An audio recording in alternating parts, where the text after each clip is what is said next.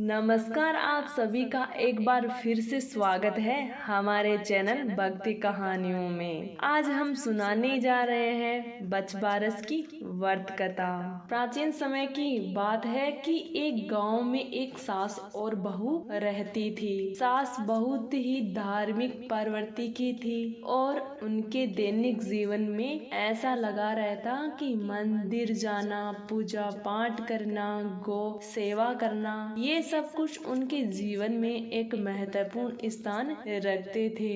बहू भी सास की आज्ञा का सम्मान करती थी। सास द्वारा बताए कार्य को बड़ी ही ईमानदारी से करती थी। गाय और बछड़े के प्रति भी उन सास और बहू का गहरा स्नेह था और उन्होंने उनकी देखभाल भी बड़े प्यार से की। और गाय माता खुद भी बहुत समझदार थी। जो रोजाना चरने के लिए छोड़ देते तो वह सारे दिन चरकर शाम होने पर घर वापस चली आती। उसका नाम गोहला और उसके बछड़े का नाम जोहल था। दोनों सास बहू उस गाय और बछड़े की बहुत सेवा करती थी। एक बार सास ने घर पर जौ की बालियां लाकर रख दी, परंतु वो बहू को उनके बारे में बताना भूल गई। सास हर दिन की भांति प्रातः काल जल्दी उठकर रोजाना के कार्यों को पूरा करके मंदिर जाने के लिए तैयार हुई और गाय को चराने के लिए छोड़ दिया। और मंदिर जाते जाते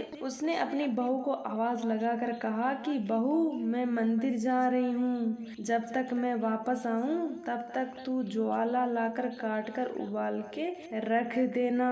बहू को घर पर रखे जौ के विषय में कुछ भी पता नहीं था। उसको अपनी सास की बात सुनकर ऐसा लगा कि यानी गाय के बछड़े को काटकर उबालने के लिए कहा है। यह सुनकर वह सोच में पड़ गई। आज सासू माँ ने कैसी बात कह दी। अगर मैं उनकी बात मानती हूँ तो मुझे इस निर्दोष बछड़े की हत्या करनी पड़ेगी, जिससे मुझे गौ हत्या का पाप लगेगा। लेकिन अगर उनकी बात नहीं मानती हूँ और उनके कहे अनुसार नहीं करती हूँ तो उनकी आज्ञा का उल्लंघन होगा। वो भी मेरे लिए पाप के समान ही है। वो इस धर्म संकट में बैठी बैठी यह सोचे जा रही थी, क्या करे और क्या ना करे।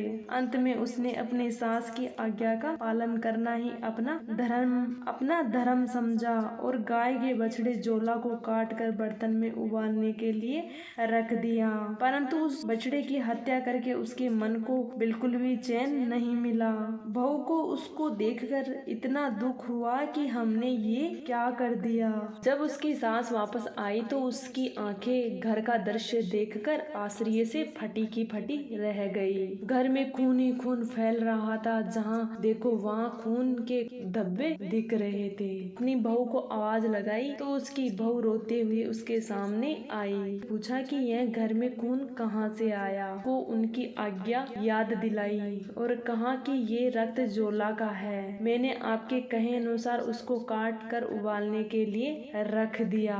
बहू की यह बात सुनकर सास ने उसे कहा, मैंने तुम्हें घर में रखे जो काट कर उबालने के लिए कहा था, ना कि गाय के बछड़े जोला को उबाल कर काटने के लिए कहा था। यह सुनकर बहू अपने सुध-बुध खो बैठी। उसकी सास को भी बहुत दुख हुआ। उन दोनों सास बहू की बहुत बुरी हालत हो गई। तब सास ने हिम्मत करके अपनी बहू को संभाला और उसे अपने साथ अपने इष्ट देव के मंदिर ले गई। वहां पहुंचकर दोनों सास बहू हाथ जोड़कर उनके आगे खड़ी हो गई। उनके सामने बराबर माथा टेक कर नाक रगड़ कर बहू की उस गलती के लिए क्षमा मांगने लगी और सास ने कहा, हे प्रभु, मैंने सच्ची श्रद्धा एवं भक्ति के साथ आपकी पूजा आराधना की है, हमेशा धर्म का पालन किया है। मेरी आपसे विनती है कि यदि मेरी बहू ने यह सब जानबूझकर किया है तो इसे सजा दो, पर इसने ये सब कुछ भूलवंश किया है तो इसे क्षमा कर दो।